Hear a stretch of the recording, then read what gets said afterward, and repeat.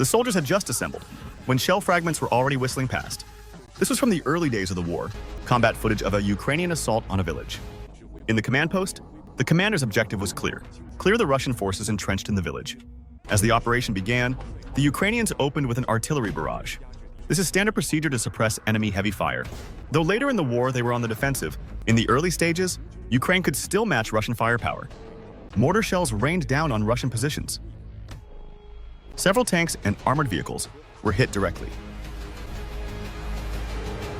Seeing the Russian heavy weapons damaged, Ukrainian troop carriers immediately stormed the village. Jumping from the vehicles were the Kraken International Mercenary Unit. They quickly took positions to cover following vehicles, pouring more troops onto the battlefield. This unit was well equipped, each man carrying a rocket launcher.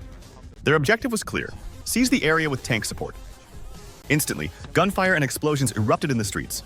The battle became a stalemate. The scene was chaotic. Russian resistance was stiff. The Ukrainian forces dared not advance rashly, instead relying on heavy weapons to bombard suspicious houses. Seeing the frontal assault stall, the commander decisively ordered a flanking maneuver. While the main force drew fire, a team of soldiers quietly moved to the flank. Seizing the moment the Russians were distracted, they launched a surprise attack. Bullets poured through the windows as they stormed the interior. Inside, danger lurked everywhere. Everyone was on high alert, fearing a gun barrel might appear from any corner. They cleared each room with a volley of fire, eliminating any resistance. Soon, the enemies inside the house were eliminated.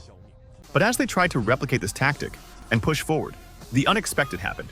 Just as they rounded a corner, they were met with a hail of machine gun fire and shrapnel. Quick reacting soldiers hit the deck, but many were not fast enough, suffering heavy casualties. While desperately covering their withdrawal, reinforcements arrived. Having learned a bloody lesson, they no longer advanced recklessly. Instead, they provided fire support from cover. At this point, the main actors in the fight were the tanks from both sides. Infantry could only hug the ground, trying to avoid being caught in the clash of steel beasts. Just as the Ukrainians were about to breach the defensive line, the Russian counterattack came like a thunderclap. A dense barrage of rockets rained down, covering the entire area.